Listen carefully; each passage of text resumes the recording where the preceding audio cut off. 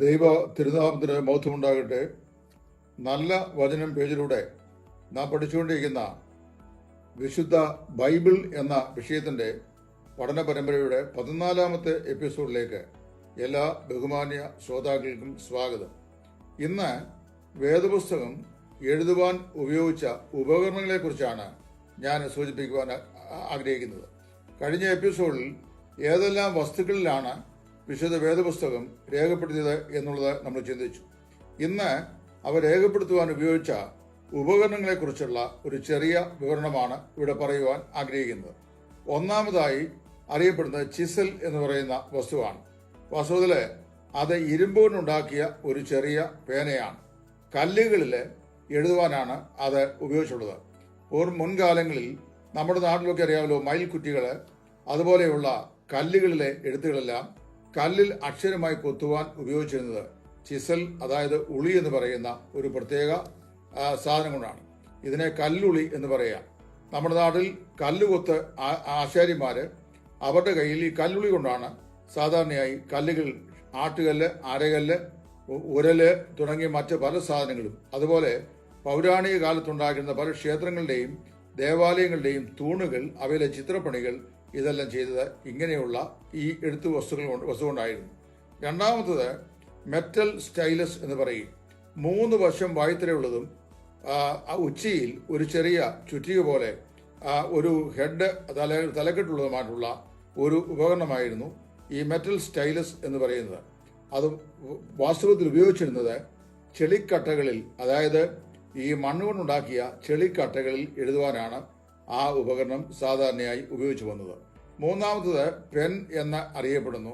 അത് വാസ്തവത്തിൽ 6 മുതൽ 16 ഇഞ്ച് വരെ നീളത്തിൽ വാസ്തവത്തിൽ ഷേപ്പൻ ചെയ്തിട്ടുള്ള, റീഡിൽ ഷേപ്പൻ ചെയ്തിട്ടുള്ള ഒരു എഴുത്തുപകരണമാണ്. അതിൻ്റെ ഒരു തല അല്പം കട്ടി കൂടിയതും മറ്റേ തല വണ്ണം കുറഞ്ഞതുമായിരിക്കും.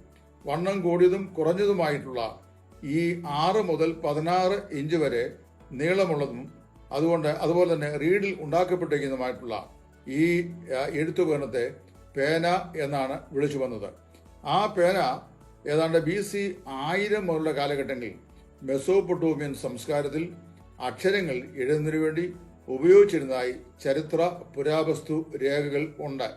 അപ്പോൾ അതിൽ ഒന്നാമത്തത് എഴുത്തുപകരണമായിരുന്ന ചിസൽ, അതായത് എഴുത്തുളി അല്ലെങ്കിൽ കല്ലുളി എന്ന് പറയും. രണ്ടാമത്തത് മെറ്റൽ സ്റ്റൈലസ്, 3 വശത്തും വായ്ത്തലയും ഒരു ചുറ്റിക്കെട്ടുമുള്ള ഒരു ഉപകരണം, മൺകട്ടകളിൽ അത് എഴുതുവാനായിട്ട് ഉപയോഗിച്ചു.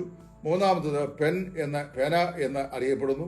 അത് ഈ പറഞ്ഞ പോലെ 6 മുതൽ 16 വരെയുള്ള ഇഞ്ച് നീളത്തിൽ ഇരുവശവും എഴുതുവാൻ തക്കോണം പാകപ്പെടുത്തിയ ഒരു റീഡ് ആയിരുന്നു. ഈ റീഡ് കൊണ്ടാണ് വെല്ലം, പാർക്കമെന്റ്, അതുപോലെ പാപ്പിറസ് മുതലായ വസ്തുക്കളിൽ ദൈവവചനങ്ങൾ എഴുതി പോന്നിരുന്നത്. അതിനെ ഉപയോഗിച്ചിരുന്ന എഴുതാൻ ഉപയോഗിച്ചിരുന്ന ആ മഷി എന്ന് പറയുന്നത് അത് കൽക്കരി, അതുപോലെ തന്നെ പശ, വെള്ളം, ഇവ 3 ചേർത്ത് ചിട്ടയായി പാകപ്പെടുത്തിയ ഒരു മഷിയായിരുന്നു.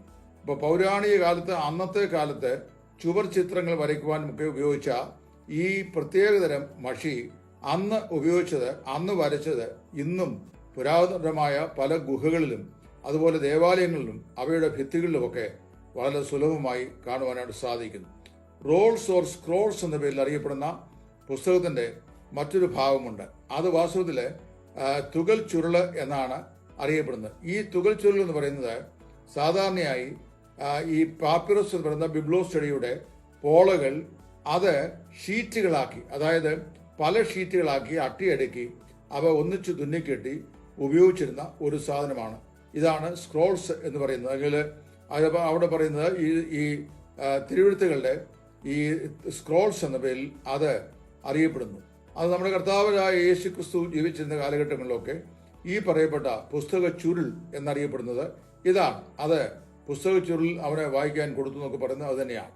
പിന്നെ നമ്മൾ കോഡക്സ് ഓർ ബുക്ക് ഫോം, അതായത് ശരിയായ ഒരു പുസ്തക രൂപത്തിൽ നമുക്ക് ലഭ്യമായിട്ടുള്ള എഴുത്തുകൾ, അത് വാസ്തവത്തിൽ ഈ വായന കുറെ കൂടെ ഈ പ്രയാസമില്ലാത്താക്കുവാൻ, അതായത് വളരെ എളുപ്പമുള്ളതാക്കി തീർക്കുവാൻ വേണ്ടി ചെയ്തൊരു സംവിധാനമാണ് ഈ കോഡക്സ് ഓർ ബുക്ക് ഫോം എന്ന് പറയുന്നത്.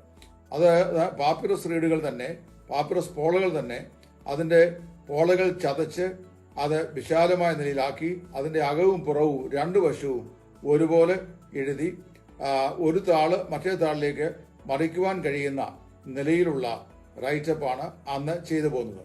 അപ്പോൾ ഇങ്ങനെ എഴുതുവാൻ ഉപയോഗിച്ചിരുന്ന ഉപകരണങ്ങളും ആ ഉപകരണങ്ങൾ കൊണ്ട് എഴുതപ്പെട്ട തിരുവെഴുത്തിൻ്റെ ചുരുളുകളും അതുപോലെ പുസ്തകം ഭാവത്തിലുള്ള കുത്തിക്കെട്ടിയുള്ള പാപ്പിറസിൻ്റെ രൂപവും എല്ലാം ആ പൗരാണിക കാലത്ത് വേദപുസ്തകം എഴുതുവാനായി ഉപയോഗിച്ചിരുന്ന ഉപകരണങ്ങളായിരുന്നു എന്ന് നമുക്ക് മനസ്സിലാക്കുവാൻ സാധിക്കുന്നു. കർത്താവ് അനുവദിച്ചു കഴിഞ്ഞാൽ ഇതിൻ്റെ അടുത്ത എപ്പിസോഡിൽ ബൈബിളിൻ്റെ അധ്യായ വാക്യ വിഭജനം സംബന്ധിച്ച് അത് കുറേ കാര്യങ്ങൾ പറയാനായിട്ടുണ്ട്. എപ്പോഴ് എങ്ങനെ ഏത് കാലഘട്ടത്തിലാണ് വേദപുസ്തകത്തിൽ കാണുന്ന പോലെ വേദപുസ്തകത്തെ അധ്യായങ്ങളായിട്ട് പാരഗ്രാഫുകളായിട്ട് വാക്യങ്ങളായിട്ട് വിശദമാക്കി നമുക്ക് ലഭിച്ചത് എന്നുള്ളത് അത് നമുക്ക് അടുത്ത എപ്പിസോഡിൽ ചിന്തിക്കാം. അതുവരെയും ദൈവം നിങ്ങളെവരെയും അനുഗ്രഹിക്കട്ടെ.